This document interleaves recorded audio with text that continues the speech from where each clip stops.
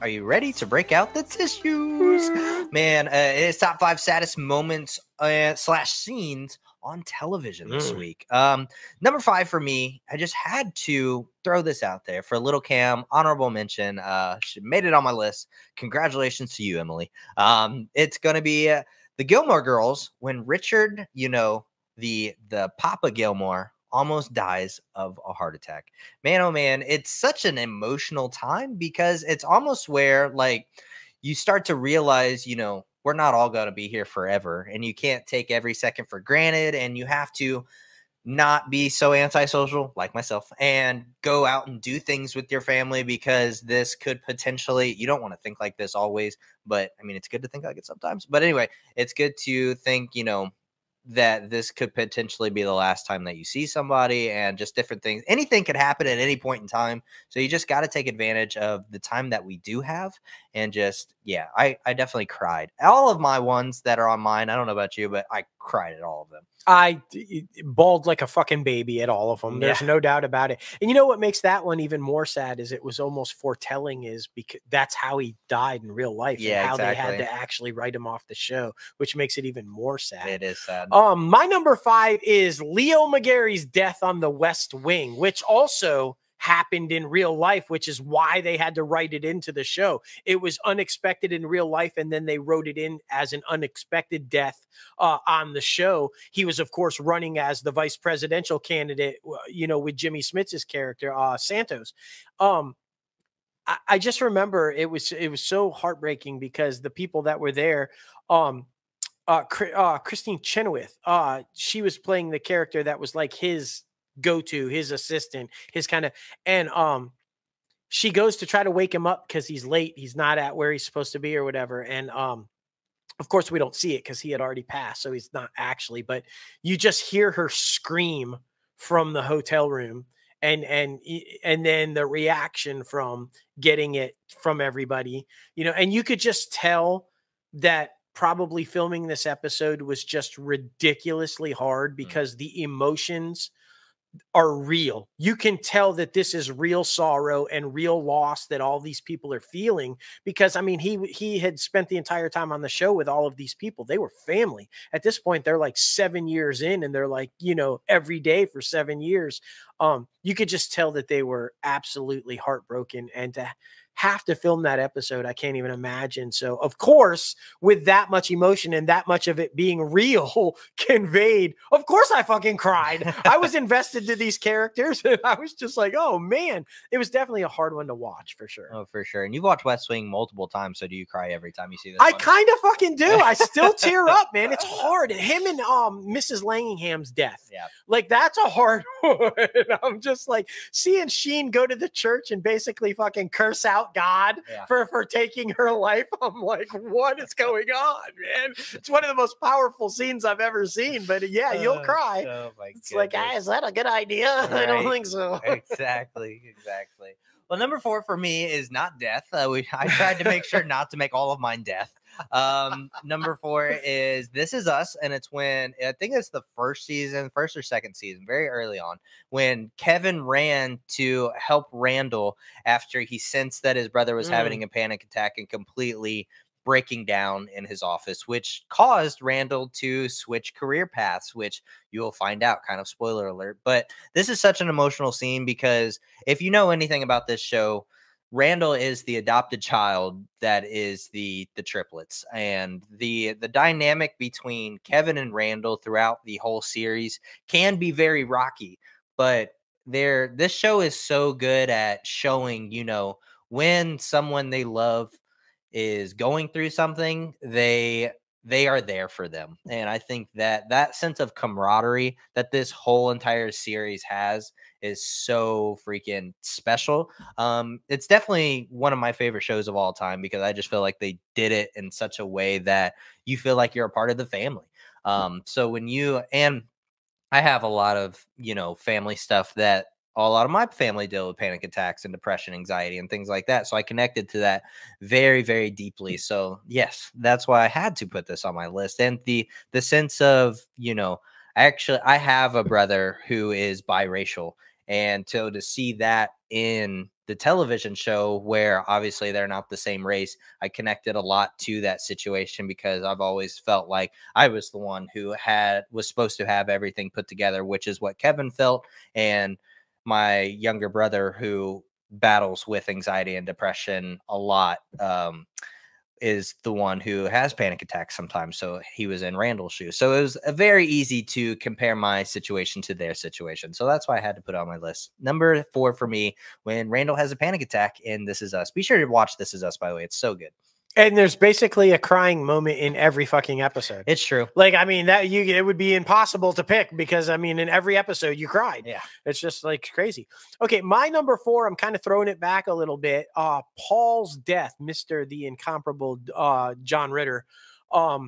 Just unbelievable. But he was on a show called 8 Simple Rules for Dating My Teenage Daughter, Kelly Cuoco, or Haley Cuoco. I mean, Haley Cuoco, can't even talk. Played the daughter. And this scene, again, because this was an unexpected death that they had to write into the show. And on the show, it was the back and forth between their two characters. He was always giving her shit because she was that bad girl. She was always trying to do the questionable things, but in heart, really, truly a good person, right? Well, in this particular scene, and how they kind of address it, and where I lost my shit because she lost her shit. Basically, she's getting ready to go out of the house on a date, and she's wearing this like skimpy, barely there dress. And as she's walking out the door, nobody says anything to her. The mom doesn't say anything to her.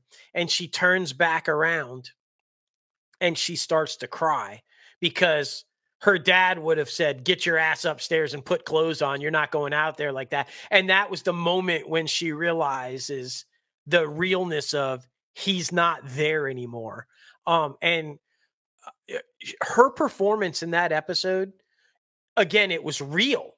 That was her really breaking down and realizing that John was no longer there. And holy shit, her breakdown in that scene was something I'll never forget. And the way that it all just kind of happened.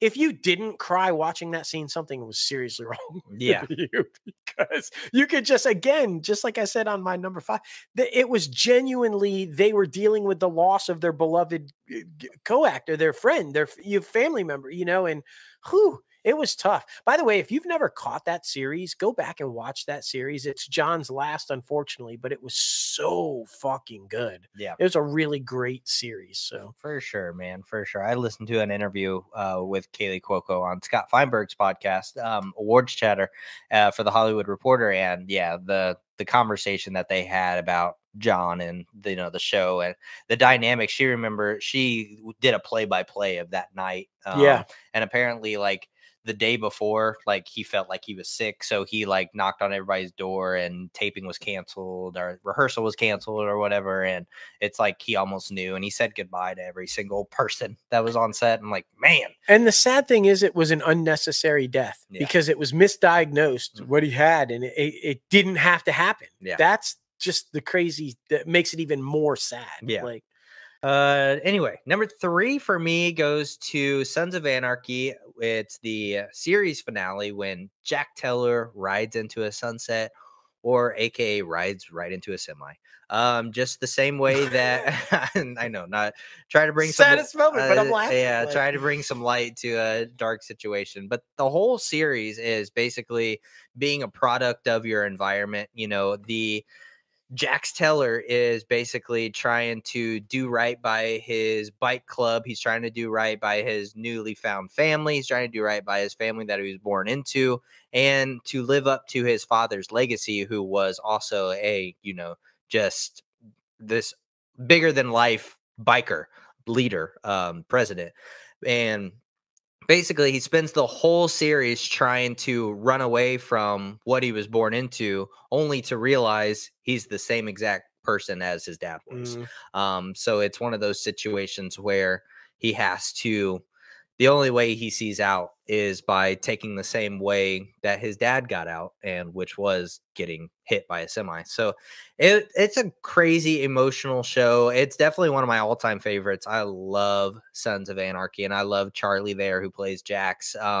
Everybody who's on that show talks about the emotional ride and the journey they went through with their characters. They felt like their characters took on a whole life of their own. So it's a beautiful show. It's literally Hamlet, but in a biker gang. The writers say that. But it's such an amazing show, and like, yeah, I cry every time. The soundtrack to literally every single season is so emotional and so thrilling. But so yeah, that's why I had to put on my list. Sons of Anarchy, the end where Jax Teller dies. Yeah. Yeah. That's hardcore, man. It is. That is hardcore. This one, my number 3, I can't believe you did not have on your list. Like, not this one, but I thought about another one. I thought for sure. I think anybody who's ever watched Grey's Anatomy, you cried. I'm sorry, but there's no way you didn't fucking cry. Denny Duquette's death. Come on, man. Come on. When Izzy's in the bed and she's just like in the dress and she's like, there's no way you can't lose your shit there. That was like the most genuine love story. I thought so well written, so incredibly well written.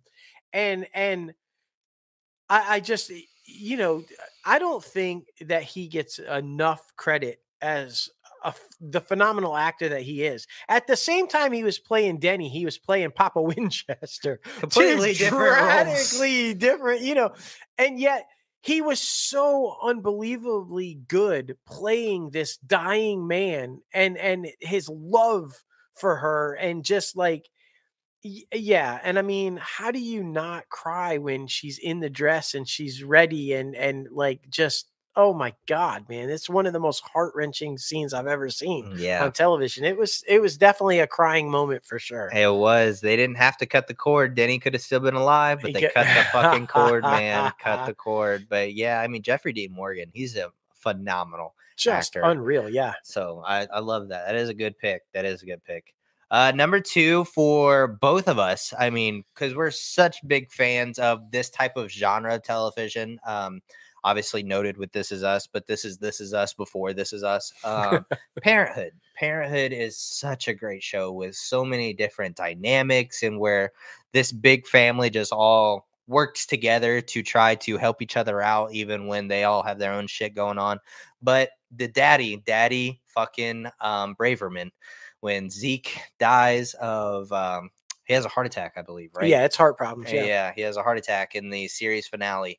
And that it was just so rough because you could see it like leading up to it, but then when it actually happened, like it's crazy. Like it was such an emotional breakdown where he's just sitting in his chair. And yeah, I mean, that cast was just so freaking amazing. I mean, like you said, that I think it was towards the end of season 2.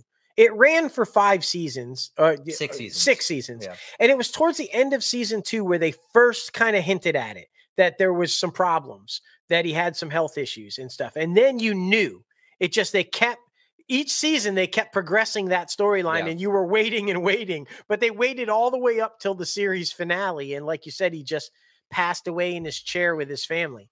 And it was so, I think it was so sad, and why it was such a crying moment and so hard to get through is because the relationship that he had with all of his family members. Yeah. And especially Mae Whitman's character, his granddaughter, who had just given birth to her own baby and named the baby after Zeke. And it was just gut wrenching. Yeah. Like you said, Dax Shepard and Lauren Graham and Mae Whitman and Bonnie Bonilla and Peter Krause, and just like that whole cast each and every week just delivered. So you felt like you were a part of the fucking Braverman family. Exactly. So when Zeke died, you felt like you lost Zeke. It was just like, fuck my life. And that's not the only one. I mean, they dealt with cancer on there. They dealt with rape on there. That Michael B. Jordan was on there, for Christ's sake. There were so many crying moments, but it had to be the ultimate crying moment or scene had to be when Zeke, the granddaddy of them all, like passed away. It was just, Yeah, that was the first time I ever saw Jason Ritter on Parenthood. Oh, yeah. Oh my gosh. Yeah. So just good. another storyline storyline there that was just so good. Oh. Yeah, exactly. Such a good show. If you haven't watched Parenthood, be sure to check it out. You know how it ends now, though. Yeah, we just totally fucking blew that for you. But number one for me, this one, I mean, it hits home. Like if you listen to Everything's Okay podcast, where we talk about our mental health struggles, everything we deal with every day, childhood trauma, all the things. Everybody knows about I have separation anxiety, and it has to deal with some family members. So this one hits really big home, and it's Fresh Prince of Bel-Air. It's when Will's dad leaves again. The in and out of someone's life is so emotional, and especially that scene that him and Uncle Phil have when James Avery and Will Smith, like that dynamic when he's like, how come he doesn't want me? It's like, it has nothing to do with you. And the child doesn't know that at the time. It has nothing to do with the child. It has all to do with the parent. And just that big hug, it was so emotional. And like that whole speech, that monologue, it was so beautiful. So that, I mean, I had to put that as my number one, because every time I watch it, I'm like, I am bawling like a baby. But yeah, number one for me, Fresh Prince of Bel-Air, when Will's dad leaves. Okay, number one for me was Zoe's Extraordinary Playlist, the season 1 finale when her dad Mitch finally passed. Holy shit. Yeah. This was another series that you just became so emotionally devoted and involved with the family that you felt like you were a part of the family. And in every episode, I cried at least once in every episode. There was literally not a single episode of that series that I didn't cry at least once. But the ending of it, when Mitch finally passes away, it's this extraordinary scene with all of the family and friends, and they're doing it. They're all singing. If you guys don't know anything about this show, they go into these singing monologues with the characters, right? Singing songs that she is hearing in her head, seeing them play out. And that was a horrible way to describe it, but you got to watch this series. Yeah. It's phenomenal. But basically they're all dealing with the loss of him, and it's being done to American Pie. And it was already hard to watch. I was already kind of watering up in the eyes. But when American Pie came on, like Logan said, if you've been listening to our other podcast, I lost my brother. And so I was already kind of feeling really sad about watching something about the loss of a loved one or a family member and stuff. But then American Pie was a very important and just a big part of my life and song with my brother. It was a thing that we shared, that we did this quirky little thing with every year, and that we did together. So when that fucking song came on, I just fucking lost my shit. It looked like a flood in my goddamn room. It was just like, it was so bad, because not only was the scene sad and the story was sad, but then that fucking song, I was like, no, fuck you. I was so like, Winsburg, I'm gonna get you. I lost it. Everybody in the neighborhood could probably hear me crying. I was fucking bawling so bad, but yeah, just so well done. That another one where the show dynamic is family, and you're just it's so good. So good, man. We had a lot of these people from these shows on our podcast. So be sure to go back and check out all of their interviews. They're really so down to earth people. Absolutely love them. And I mean, I just always have to say it. Team Simon, right? If you're watching Zoe's Extraordinary Playlist, Team Simon always. John Clarence Stewart, bro. I love you. It's all good. It's all good. But anyway, guys, please let us know your top 5 saddest moments or scenes in your television history. We want to know. Be sure to comment below on the YouTube channel or on Twitter. We love the fan interaction. We love to hear your picks. There's so many good shows out there. So hard to pick just 5.